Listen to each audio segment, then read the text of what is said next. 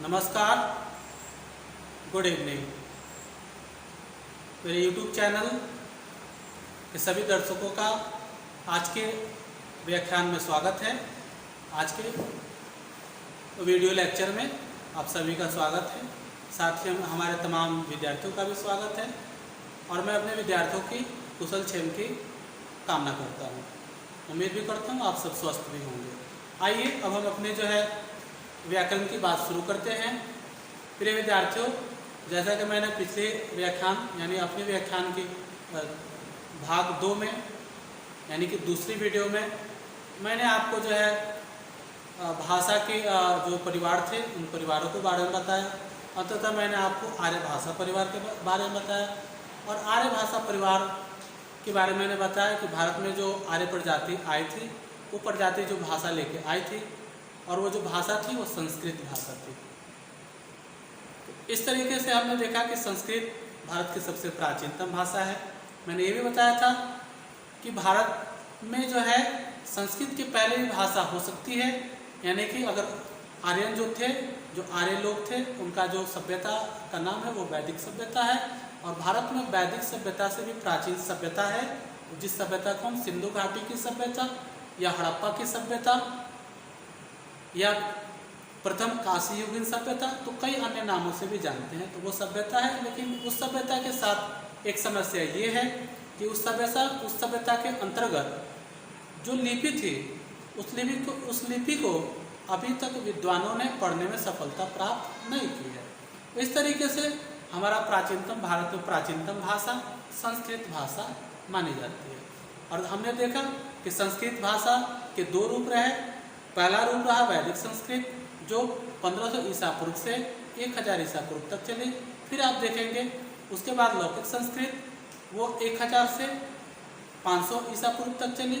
लौकिक संस्कृत के बाद जो भाषा विकसित हुई वो भाषा पाली कही जाती है और पाली का समय रहा 500 ईसा पूर्व से प्रथम शताब्दी तक। पाली के बाद जो भाषा विकसित हुई वो भाषा थी प्राकृत और प्राकृत का समय है प्रथम शताब्दी से 500 ईस्वी तक। और अंत में मैंने आपको अपभ्रंश के बारे में बताया था कि अपभ्रंश का समय की बात की जाए तो अपभ्रंश का समय रहा 500 ईस्वी से 1000 ईस्वी तक। ये भाषा विकसित भी होती रही, ये भाषा बोली भी जा रही थी और ये भाषा जो है प्रचलन में थी। ब्रज भाषा अपभ्रंश भाषा के हमें जो है 7 रूप प्राप्त हुए थे, जिसको आप पीछे बोर्ड पर भी देख सकते हैं। वो जो अपभ्रंश के जो 7 जो रूप हैं वो रूप जो हैं वो है सौरसैनी, खस अपभ्रंश, पैसाची अपभ्रंश, ब्राचर अपभ्रंश, महाराष्ट्रीय अपभ्रंश, अर्धमागधी अपभ्रंश और मागधी अपभ्रंश। फिर मैंने आपको बताया था कि हिंदी भाषा विकसित होने से पहले हिंदी की 5 उपशाखाएं विकसित हुई थी और उन 5 उपशाखाओं के बारे में भी मैंने आपको बताया था। और वो जो 5 उपशाखाएं थी वो थी, पहला हम उसे पश्चिमी हिंदी के नाम से जानते हैं। दूसरी उपशाखा जो थी हिंदी की वो है राजस्थानी हिंदी और तीसरी जो उपशाखा थी वो थी पहाड़ी हिंदी। चौथी उपशाखा के रूप में हमारे सामने है पूर्वी हिंदी और 5वीं इसकी जो उपशाखा थी हिंदी की वो थी बिहारी हिंदी। तो इस तरीके से आप देख रहे हैं कि 1 2 3 4 और 5 उपभाषाएं। प्रश्न अगर आपसे पूछ दे कि हिंदी की कितनी उपभाषाएं रही तो इनकी संख्या है 5। नाम है पश्चिमी हिंदी, राजस्थानी हिंदी, पहाड़ी हिंदी, पूर्वी हिंदी और बिहारी हिंदी। अब विद्यार्थी आज हम अपने टॉपिक को यहाँ से आगे बढ़ाते हैं। अब मैंने बताया था कि जैसे हिंदी की 18 बोलियां विकसित हुई थी। अब उन 18 जो बोलियां हैं उनसे हम आपको रूबरू कराएंगे, उनसे जो आपको जो है साक्षात्कार कराएंगे। तो अगर हम पश्चिमी हिंदी की बात करें तो पश्चिमी हिंदी की जो है के अंतर्गत 5 बोलियां रही, जिनको मैं लिखता हूं। पहला है बांगड़ू, जिसे हरियाणवी भी बोला जाता है। बांगड़ू बोली दूसरा आप देखेंगे बुंदेली है। तीसरा ब्रज भाषा है।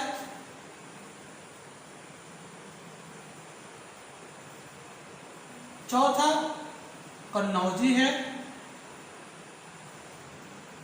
और जो पांचवा जो इसका जो है बोली है पश्चिमी हिंदी उपभाषा के अंतर्गत, वो है खड़ी बोली।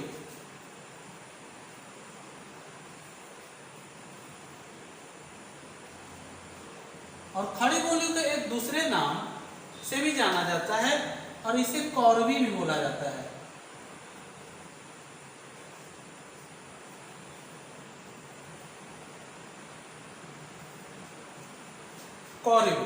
कौरवी नाम जहां तक बात है तो कौरवी नाम राहुल संकर जो है प्रसिद्ध विद्वान राहुल सांकृत्यायन ने रखा। खड़ी बोली को उन्होंने जो है कौरवी भी कहा है। तो ये अगर गिनती कर लें हम तो हमारे सामने आते हैं 1 2 3 4 5, यानी पश्चिमी हिंदी के अंतर्गत 5 बोलियां विकसित हुई थी। अब आते हैं हम राजस्थानी।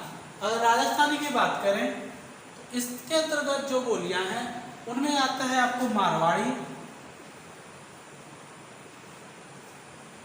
दूसरा आपको आता है मेवाती, तीसरा है मालवी और चौथा है जयपुरी। तो इस तरीके से 1 2 3 4 4 रूप देखने को यहां मिले, 4 बोलियां यहां प्राप्त हो गई। पहाड़ी हिंदी के अंतर्गत, क्योंकि ये भी पहाड़ी हिंदी में जो है हिंदी की उपशाखा रही, और इसके तहत जो बोलियां थी वो है आपको कुमाऊनी, दूसरा है गढ़वाली और तीसरा नेपाली।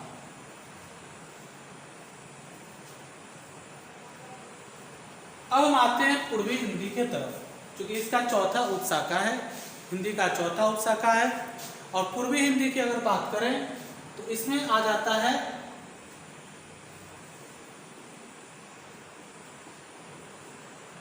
इसमें आता है छत्तीसगढ़ी,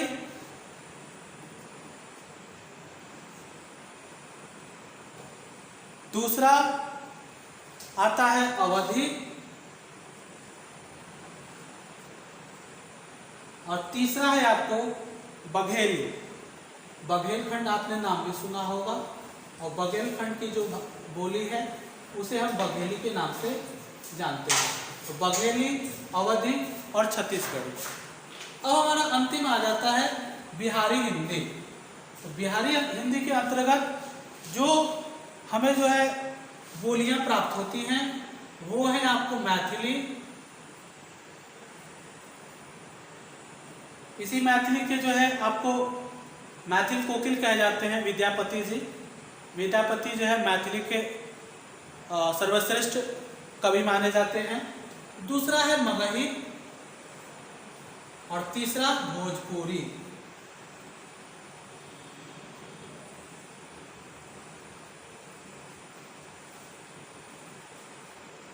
वन टू थ्री, 3 बोलियां बिहारी हिंदी के अंतर्गत, पूर्वी हिंदी के अंतर्गत भी 3 बोलियां 1 2 3, और आप देखेंगे पहाड़ी हिंदी के अंतर्गत भी 1 2 3।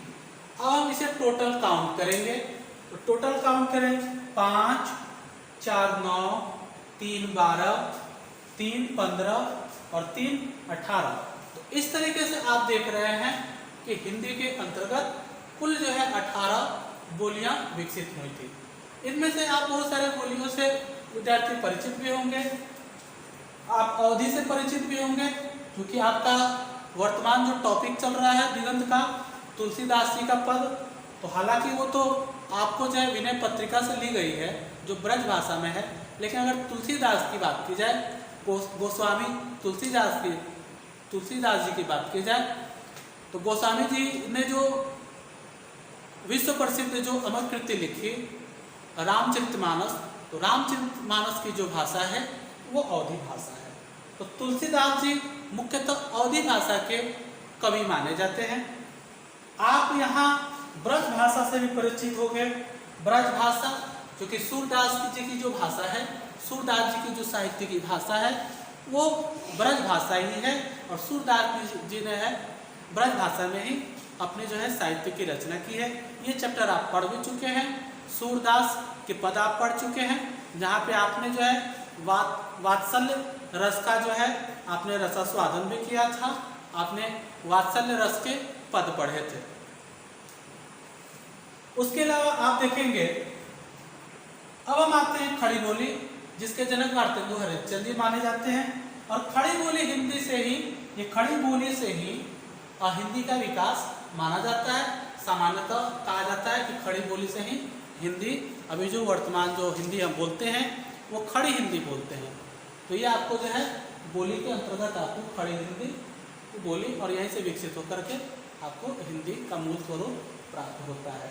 तो इस तरीके से आप देख रहे हैं कि हम किस तरीके से जो है भाषा में जो है यात्रा करते हुए आप संस्कृत से होते हुए पाली, फिर प्राकृत और प्राकृत से अपभ्रंश होते हुए, और अपभ्रंश की 7 रूपों को आपने यहाँ पे 7 रूपों का आपने यहाँ दर्शन भी किए। ये जो 7 रूप हैं अपभ्रंश के, और ये जो 7 जो अपभ्रंश है, इन 7 अपभ्रंशों से जो है 5 हिंदी की उप शाखा विकसित हुई, जिसको आपने देखा पश्चिमी हिंदी, राजस्थानी हिंदी, पहाड़ी हिंदी, पूर्वी हिंदी और बिहारी हिंदी। और इन्हीं 5 उप शाखाओं से, हिंदी की 5 उप शाखाओं से आपने देखा कि किस तरह से 18 बोलियां विकसित हुई। अब जाहिर सी बात है विद्यार्थी, आपके मन में एक प्रश्न उभर रहा होगा, और ये प्रश्न आना उचित भी है कि बोली किसे कहते हैं।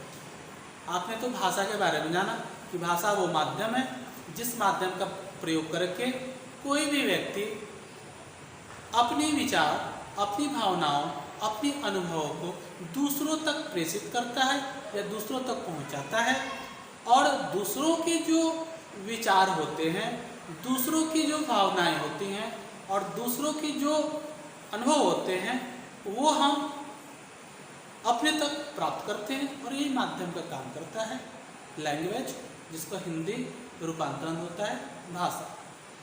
अब हम जो है बोली के बारे में बताएंगे, तब तक आप इसे नोट करना चाहें तो नोट कर दीजिए।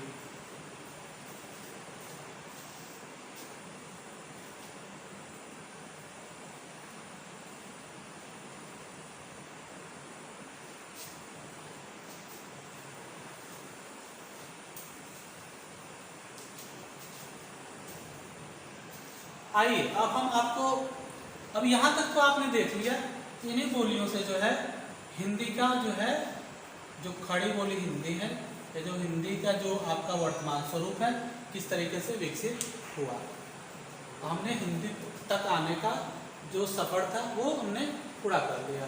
तो हम इसे मिटा देते हैं।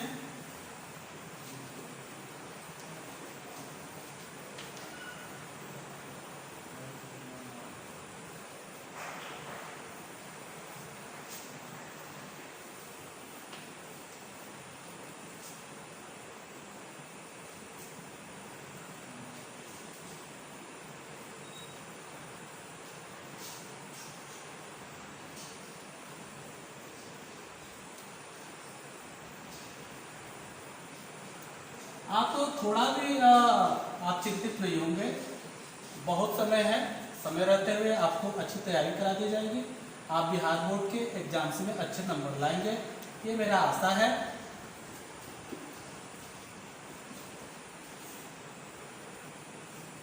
और वो जो भी विद्यार्थी जो नहीं जुड़े हैं चैनल से, वो चैनल से जुड़ लें, ताकि जो भी हम अपना नया वीडियो अपडेट करेंगे, नया वीडियो अपलोड करेंगे, तो उन्हें नोटिफिकेशन प्राप्त हो जाएगा, और इस तरह से वो जो है हमारी क्लास से भी अपडेट रहेंगे।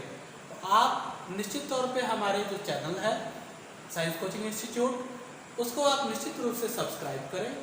आपको कोई भी समस्या हो जब हम वीडियो अपलोड करते हैं उसके नीचे आप कमेंट करके पूछ सकते हैं, उसका जो है प्रत्युत्तर यथा समय आपको दिया जाएगा। अब आपको बोली बताने से पहले हम एक नया जो है यहाँ पे एक टॉपिक ही शुरू कर देते हैं, भाषा का स्वरूप।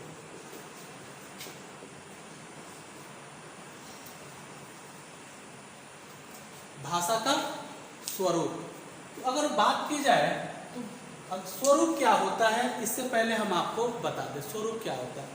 स्वरूप का मतलब होता है कि विकसित होकर के फिर आगे बढ़ जाना। जैसे मान के चलिए कि मैं अभी जो हूँ ये मेरा रूप है, मैं बचपन में था, एक रूप मेरा बचपन में था, अभी मैं युवावस्था में आया हूँ, फिर प्रौढ़ावस्था में जाऊँगा, फिर वृद्धावस्था में, और इस तरीके से होते हुए हम जो है अपनी जो है अंतिम यात्रा की ओर चल देंगे।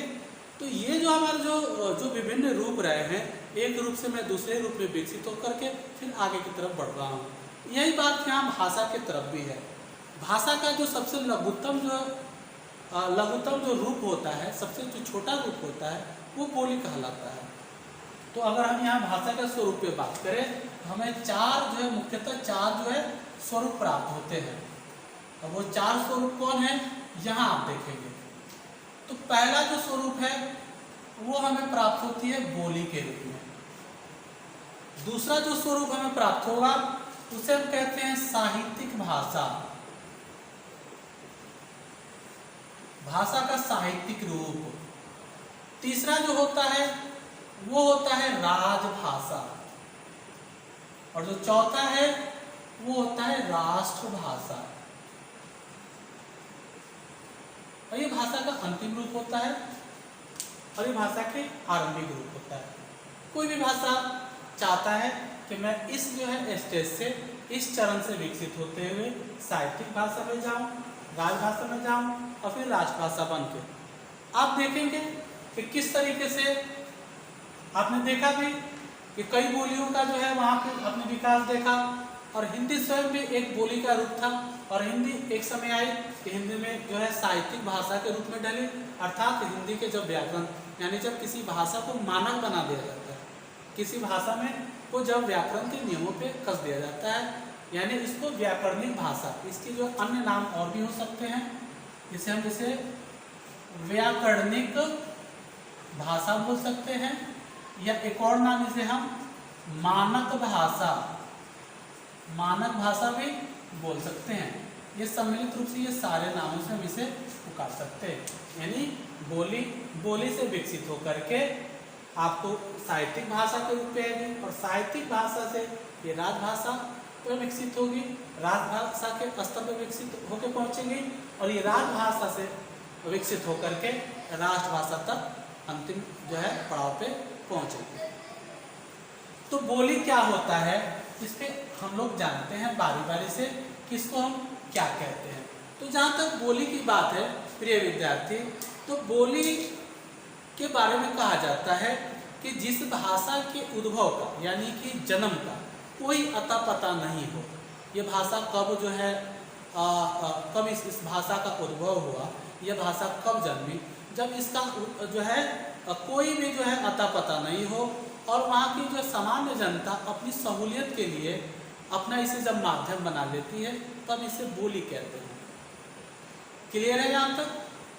अब हम आते हैं इसी बोली में जब व्याकरण आ जाता है। मान के चलिए कि कोई भाषा है जो बोली के रूप में है, और यहाँ पे व्याकरण, जब इसमें व्याकरण आ गई तो ये साहित्यिक भाषा हो गई। व्याकरण आ जाएंगे, जब नियम आ जाएंगे, उसी नियम को पालन करते हुए साहित्यकार, रचनाकार अथवा लेखक इन्हीं जो है नियमों को पालन करके अपनी साहित्य की रचना करते हैं। तो ये तब भाषा जो है साहित्यिक रूप में ढल जाएगी। राजभाषा, राजभाषा भाषा का वो रूप होता है जब किसी भी देश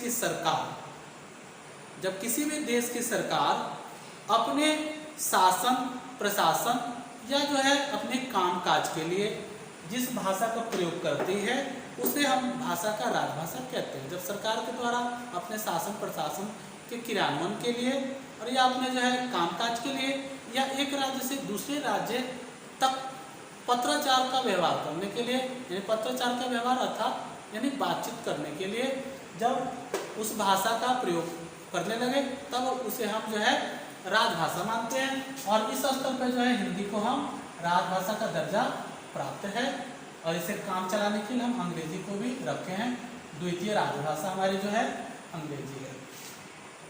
राजभाषा पे अलग से हम आपको बताएंगे कि इससे जो है अगर राजभाषा का जो है संवैधानिक क्या प्रावधान है, संविधान के कितने अनुच्छेद में इसका उल्लेख है, संविधान के किस अनुसूची में इसका उल्लेख है, और संविधान के किस जो है भाग में। यदि बात की जाए तो ये भारतीय संविधान के अनुच्छेद 8 में इसकी सूचना है, 22 जो है आपको आधिकारिक भाषाओं की सूचना है। भाग की बात की जाए 17वां भाग है, और अगर अनुच्छेद की बात की जाए तो अनुच्छेद 343 से लेकर के अनुच्छेद 351 तक जो है राजभाषा से संबंधित प्रावधान है। राजभाषा के विकास से संबंधित, राजभाषा के संवर्धन से संबंधित जो है आपको हमारी जो भारतीय संविधान में उल्लेख किया गया है। अनुसूची की बात करें 8वीं अनुसूची, भाग की बात करें 17वीं भाग, और अगर अनुच्छेद की बात करें तो 343वें अनुच्छेद से लेकर के 351वें 351 जो है आर्टिकल्स तक जो है राजभाषा की यहाँ पे चर्चा की गई है। अब आते हैं हमारा अंतिम बात जो है राष्ट्रभाषा। राष्ट्रभाषा के बारे में यही कहा जाता है कि जो भाषा किसी देश में या किसी एक खास क्षेत्र में वहाँ की निवास करने वाली जो जनसंख्या होती है, उस जनसंख्या का 60 से 70% जनसंख्या, एक बार और बता दें कि किसी खास क्षेत्र विशेष में निवास करने वाली जनसंख्या जो भी होगी 100% होगी, उस जनसंख्या का 60 से 70% जनसंख्या जिस भाषा को अपने कार्य करने के लिए उपयोग करती हो या उस भाषा को अच्छे तरीके से समझती हो, तब इस भाषा को हम जो है भाषा के राष्ट्रभाषा के रूप में जानते हैं। अब विद्यार्थी हम आप लोगों को यहीं तक रखेंगे। आपने भाषा का स्वरूप भी देखा, अगले क्लास में हम आएंगे, आपको इसके बारे में नोट करवा देंगे, और इस तरीके से हम जो है भाषा के स्वरूप को भी देख लेंगे। अगला हमारा वीडियो होगा कि किस तरीके से जो है भारत में जो है कि हिंदी जो साहित्य है, तो हिंदी साहित्य के इतिहास के बारे में हम जो है अच्छी तरीके से उस पर हम आपको जो है सूचना पहुंचाने का काम करेंगे। और फिर मैंने आपको स्कीम बताया भी था कि दो जो है धाराओं में बढ़ के मैं आपको वीडियो बनाऊंगा। एक धारा जो है साहित्य की ओर चला जाएगा और दूसरा धारा जो है आप व्याकरण की ओर चला जाएगा। तो इस तरीके से हम दोनों धाराओं में बढ़ करके बारी बारी से वीडियो के माध्यम से हम आप लोगों तक सूचना पहुंचाते रहेंगे, हम आप लोगों को सेवा करते रहेंगे। प्रिय विद्यार्थी, हमारा उत्साह के कारण आप ही बनेंगे। आप मुझे जितना उत्साहित करेंगे, आप आशा करिए, उम्मीद भी रखिए कि हम आपकी आशा पे 100% खरे उतरेंगे, यानी हम आपकी सेवा 100% करेंगे। तो आप ज़्यादा से ज़्यादा हमारे चैनल को सब्सक्राइब करें। और इन्हीं बातों के साथ हम आज के व्याख्यान को जो है विराम देते हैं और आप सबको विदा लेते हैं। धन्यवाद।